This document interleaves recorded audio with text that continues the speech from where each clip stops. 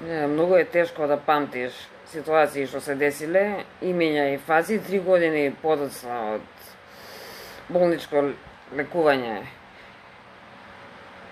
во лудница, особено кога се бил под терапија која прави состојба блиску до деменција. Не сум сигурна дали ми беше цимерка, ама имаше со мене 50, жена на 50-60 години, цело време од муслиманка беше и цело време носеше тренерки Пума, ја вика Пумата. Не можам да сетам на името, би рекла дека беше на С, ама не сум сигурна. И он таа после терапијата стануваше сосема изгубена и почнуваше, од кога ќе се напиеше терапија, почнуваше да ја краде облеката на сите. Вработените не знаеа како да ја справат и пушта пациент со метална ретардација да ја тепа кога краде облека. И другите пациенти го оправдуваа, јас го спречував.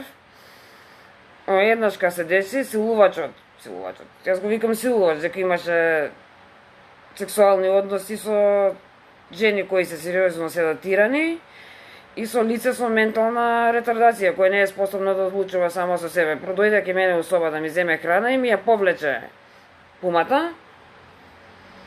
И јас ја повлеков за рака, си реков, она си останува со мене и остана во собата.